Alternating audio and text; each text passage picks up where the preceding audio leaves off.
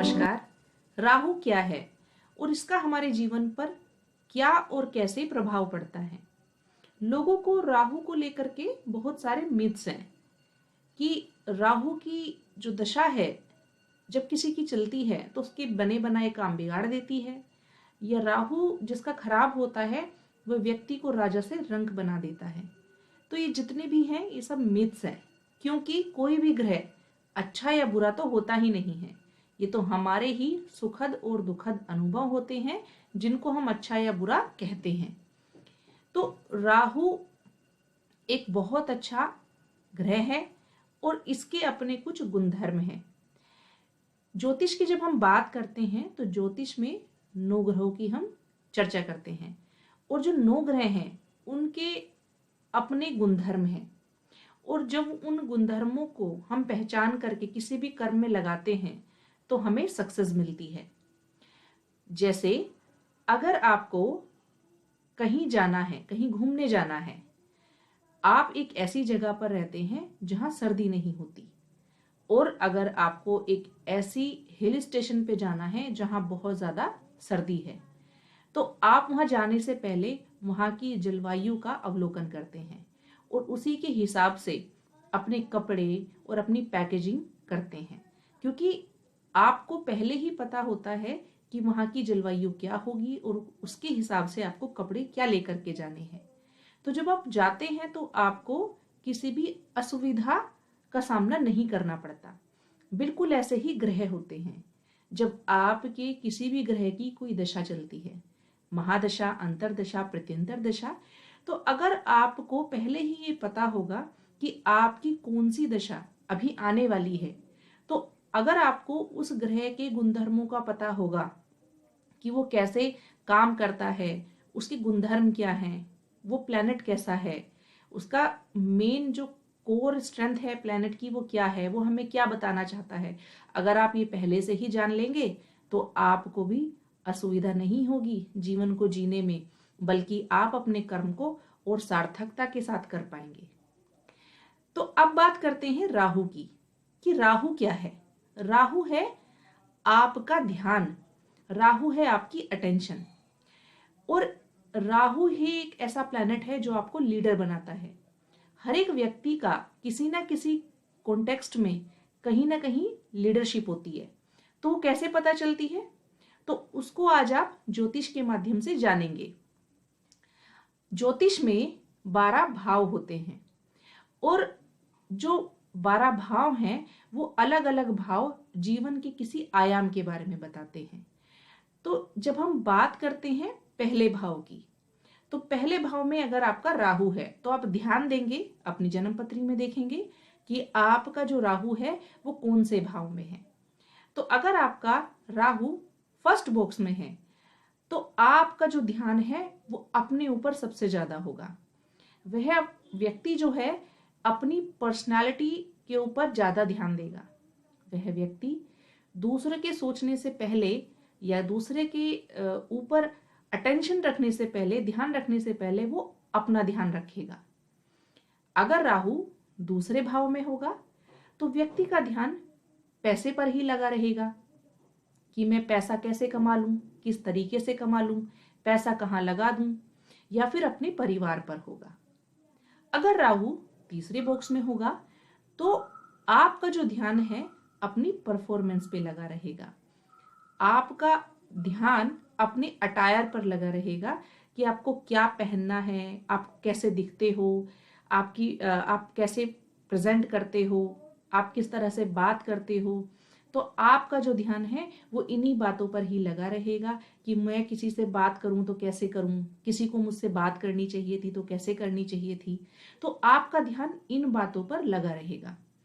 अगर बात करें चौथे भाव की, तो चौथे भाव में अगर आपका राहु होगा तो आपका ध्यान लैंड, प्रॉपर्टी पर ही लगा रहेगा।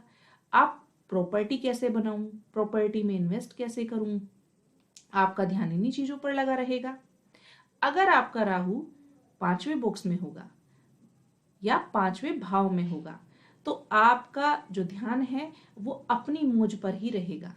अपनी खुशियों पर रहेगा और आपको ऐसे कर्म को करने में ही मजा आएगा जिसमें आपके मनमोजी काम आपको मिले, जिसमें आपका मन लगे, आपको खुशी मिले। तो आपका जो ध्यान है वो आपके मनमोजी काम में ही लगा रहेगा, आप अपने मन की करेंगे। अगर आपका राहु छठे भाव में होगा तो आपका ध्यान जॉब और सर्विसेज पे ही होगा। आप जॉब करने में ही अपना फोकस जो है, अपना जो अटेंशन है वो लगा करके रखेंगे कि मैं जॉब कैसे करूं, कौन सी मैं जॉब लूं। इस तरफ ही आपका जॉब और अपनी सर्विसेज पे ही आपका ध्यान लगा रहेगा। अगर आपका राहु सातवें भाव में है तो आपका ध्यान संसार के साथ, आपको संसार में जो लोग हैं उनके साथ आपको कैसे जुड़ना है, उनसे आपको कैसे व्यवहार करना है, इस पर ही लगा रहेगा। आपका ध्यान लोगों की जो जितने भी सेल्समैन होते हैं, तो सेल्समैन का जो काम है वो है लोगों से मिलना। तो ऐसे लोगों का ध्यान सिर्फ इस बात पर लगा रहेगा कि मैं लोगों से मिल करके कैसे अपना काम निकालूं, कैसे मैं अपनी क्लाइंटेज बढ़ाऊं, लोगों से, नए नए लोगों से कैसे मिलूं, इस पर ही लगा रहेगा। या फिर आपका ध्यान अपने पार्टनर पर होगा, आप 24 घंटे अपने पार्टनर के बारे में ही सोचते रहेंगे। अगर आपका राहु आठवें बॉक्स में है तो आपका ध्यान लाइजनिंग के काम पर होगा कि मैं किसी का काम कैसे करवा दूं, छुप के करवा दूं, क्योंकि ये जो भाव है ये छुप के कर्म करने का है, हिडन तरीके से काम करने का है। तो आपका ध्यान इसी बात पर लगा रहेगा। या आपका ध्यान ओकल्ट साइंस की तरफ होगा कि मैं एस्ट्रोलॉजी पढ़ लूं या फिर वास्तु सीख लूं, मैं ओकल्ट साइंस की तरफ बढ़ जाऊं। या फिर आपका जो ध्यान है वो इधर ही आपका जो ध्यान है वो एक्सपेंड करेगा। अगर आपका राहु नौवें बॉक्स में है तो आपका ध्यान टीचिंग पर होगा, कंसल्टेशन पर होगा। आपको बस इसी तरफ ध्यान लगा रहेगा कि जो मैं अपना ज्ञान है वो किस तरह से लोगों को दूं, कैसे मैं टीचिंग करूं, कैसे मैं गुरुत्व से जुड़ जाऊं, कैसे मैं अपने धर्म से जुड़ जाऊं, इस तरफ आपका ध्यान लगा रहेगा। अगर आपका राहु 10वें भाव में होगा तो आपका पूरा का पूरा ध्यान अपनी ग्रोथ पर, अपने बिजनेस पर होगा। 10वें बॉक्स में या 10वें भाव में जिसका राहु होता है, ये लोग राजनीति में बहुत अच्छा करते हैं, राजनीति में उनका बड़ा ध्यान लगता है। बिजनेस में ये ग्रोथ, मतलब बिजनेस ग्रोथ के लिए ये कुछ ना कुछ स्ट्रैटेजी अपनी लगा के रखते हैं, अपना दिमाग इधर लगा के रखते हैं। इनकी पूरी की पूरी अटेंशन इसी बॉक्स पर लगी रहती है, ग्रोथ पर लगी रहती है। अगर आपका राहु 11वें भाव में है तो आपका ध्यान अपनी फुलफिलमेंट करने में लगा होगा। ऐसा व्यक्ति अपनी इच्छाओं की पूर्तियों में ही लगा रहता है, उसकी इच्छाएं ही खत्म नहीं होती। अब मुझे इस चीज की इच्छा पूर्ति करनी है, अब मुझे इस चीज की करनी है, अब मुझे ये काम की इच्छा पूर्ति करनी है। उसके जीवन में जो उसका सबसे बड़ा फोकस है वो अपने इच्छाओं को पूरा करने में ही लगा रहता है।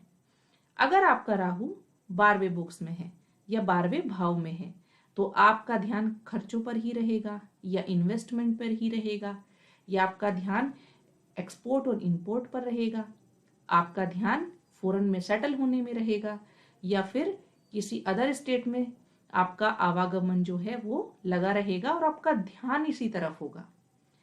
तो कहने का मतलब क्या है, राहु आपका ध्यान है, राहु आपकी अटेंशन है और राहु आपको लीडर बनाता है। तो आपको अपनी जन्म पत्री में देखना है कि इन 12 के 12 भावों में से आपका राहु कौन से भाव में है, और ईश्वर ने आपकी जो अटेंशन है, आपका जो ध्यान है, उसी भाव के कॉन्टेक्स्ट में, उसी भाव के आयाम में आपका अटेंशन एक्सपेंड कर रखा है। तो आप इसको अपनी जन्म पत्री में देखें। और अब बात करते हैं कि राहु, लोग कहते हैं कि खराब कैसे होता है।